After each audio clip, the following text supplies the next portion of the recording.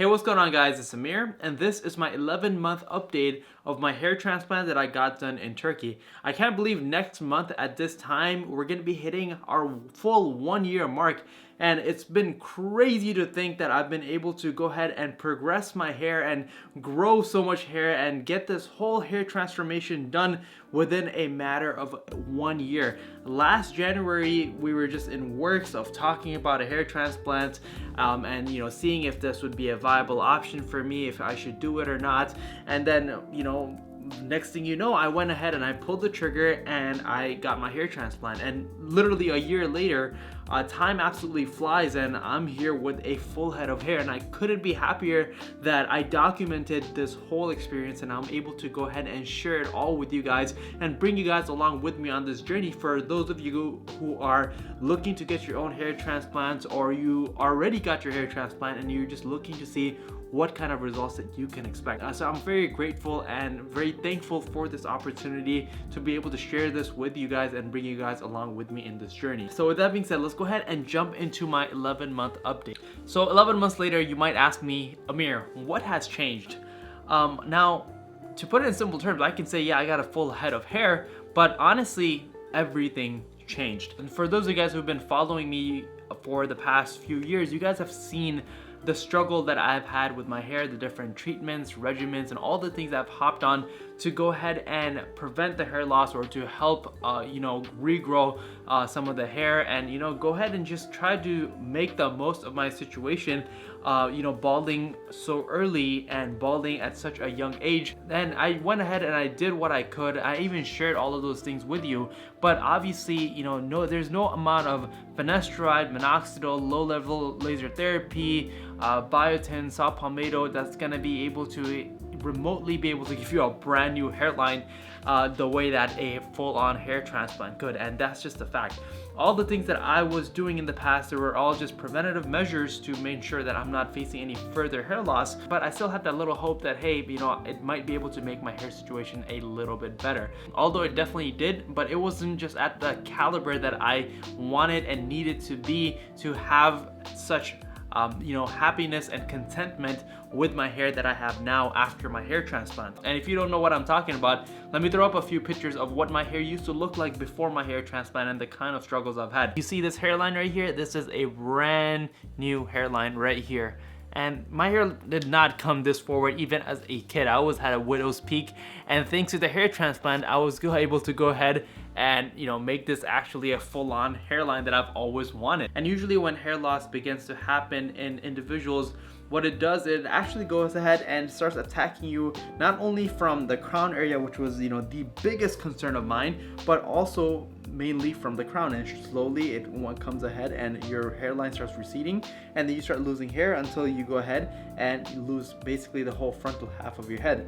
And that's basically the condition and situation that I was in.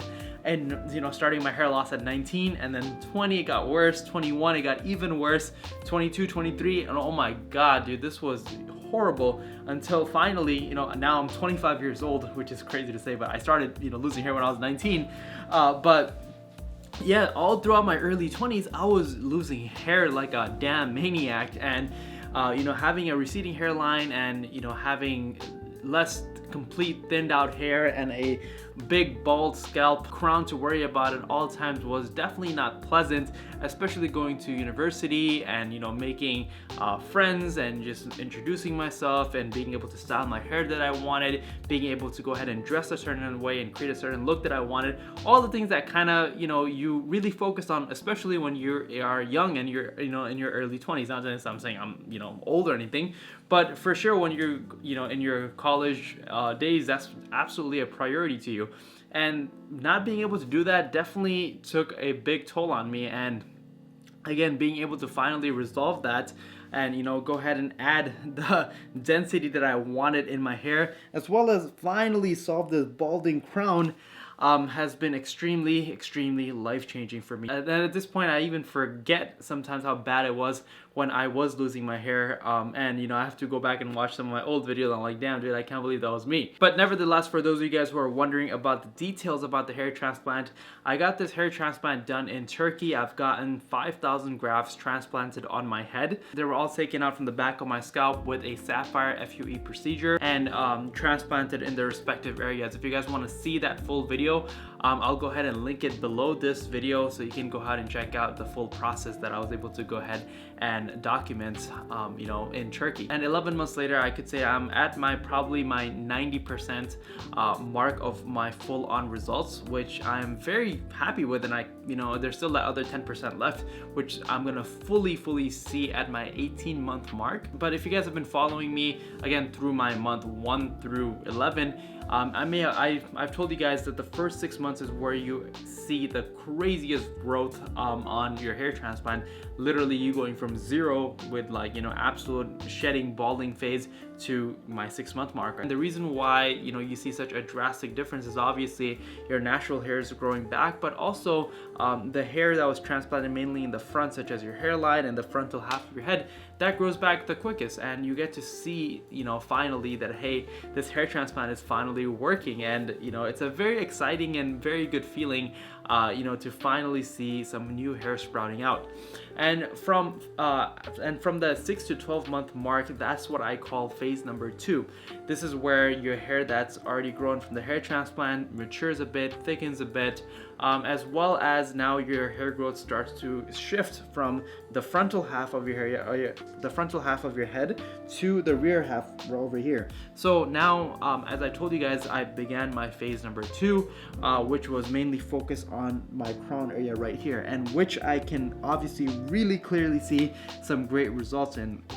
Like this right here is so much better than my starting point. And even if this were to be my final result, which it's not, I'm still expecting 10% more than what I currently have. I am still extremely satisfied with it, considering how bad my hair was when we first started out. So again, my crown is mostly fully restored.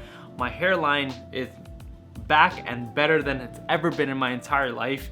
And the mid scalp of my hair, where I was losing density, now you can't even see through my scalp anymore. Nice lustrous with a lot of volume, and now I don't even have to worry about having to style it a certain way to hide the hair loss. I can wear my hair up, I can wear my hair down, and I can do whatever the hell I want with it pretty much at this point.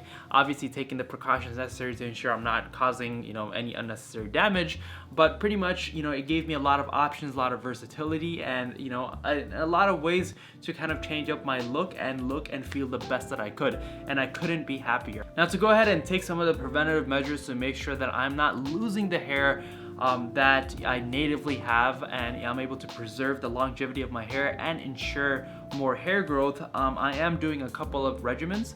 One is obviously ketoconazole shampoo. It's a very good topical DHT blocker that you just apply in the shower. I've been using it every other day, as well as using this derma pen to go ahead and stimulate blood circulation and collagen production in my scalp, which also increases hair growth factors. I've been using this every 10 days or so. And also I've been taking Finasteride, which I've been taking for the past 4.5-5 years now. So I'm thinking of actually switching over to dutasteride, because I was doing some research on Finasteride, and it appears that it starts losing its efficacy at the 5-year point. So it would just only make sense for me to go ahead and switch over to dutasteride, which has shown to have not only better results in terms of blocking the DHT, but also you can use it long term for the next 5, 10, 15 years.